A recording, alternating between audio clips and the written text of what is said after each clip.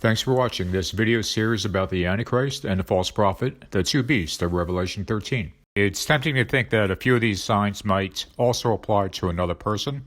While that is true, it's very important to understand that it's the combination of all of these biblical verses pointing to one specific person that should make us stand up and take notice. And that one specific person that all of these verses point to is Donald J. Trump. Thanks again for watching, and let's begin.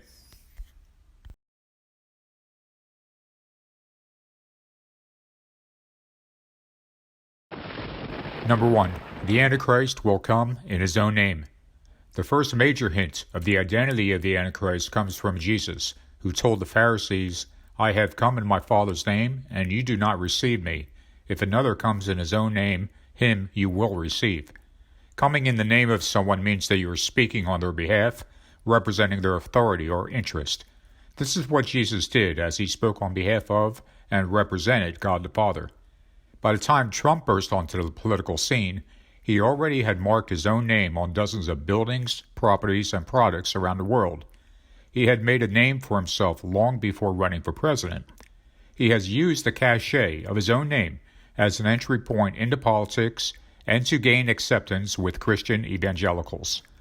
Trump's name is so well known that former White House Chief of Staff Mick Mulvaney stated that it is the most recognizable name in the English language and probably around the world.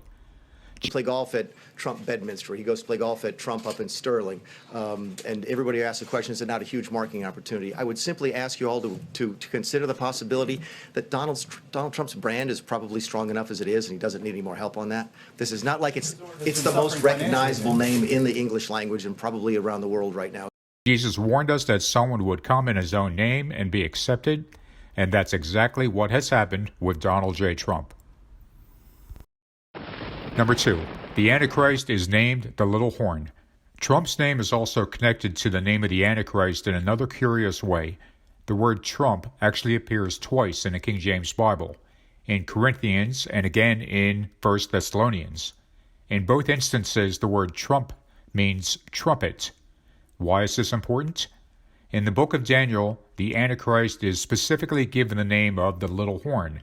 This is exactly what a trump or trumpet is. A little horn, both in the size of the modern trumpet as well as in ancient times the trumpet was fashioned out of the horn of a small animal.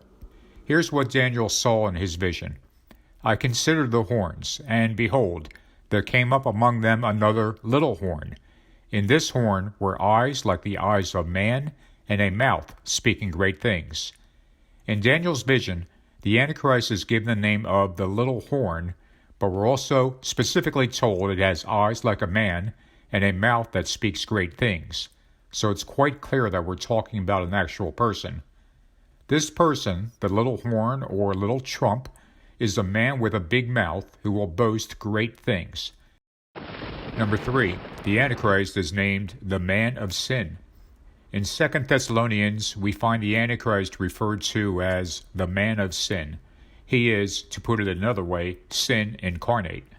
The sins that the Bible referred to over and over again are those related to vanity, to dishonesty, to lust, to greed, to envy, and to wrath. Trump has, in both his personal and business ventures, lived not only an extremely sinful life, but has even bragged about his lust, his greed, his desire for vengeance, and his inability to forgive.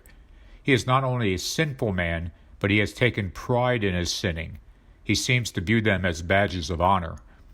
Trump has seemingly treated each sin of the Bible as if it were on his personal bucket list waiting to be checked off.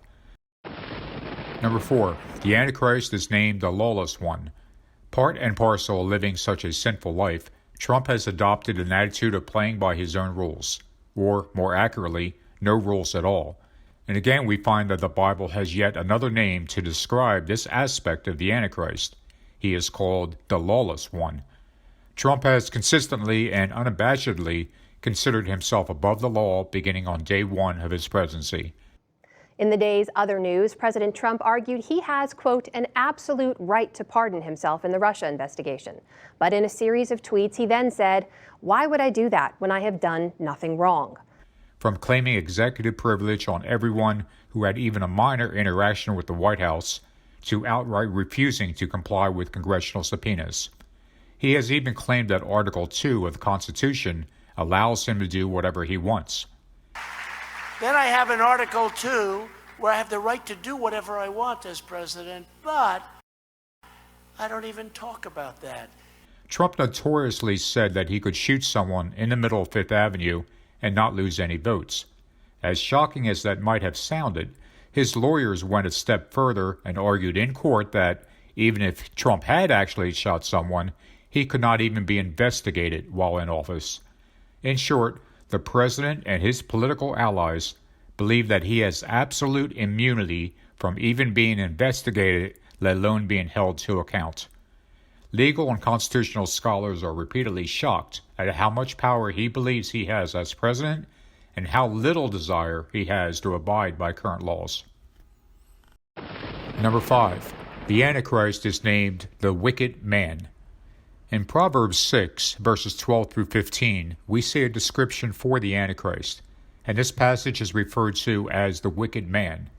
He is described as a worthless person, a wicked man with a perverse mouth. Perversity is in his heart. He devises evil continually. He sows discord. These verses describe how the Antichrist is a worthless and wicked man. He has a perverse, vulgar mouth that speaks lies, and he constantly has evil in his heart. He accuses others of doing the things that he does, and he continually is sowing discord.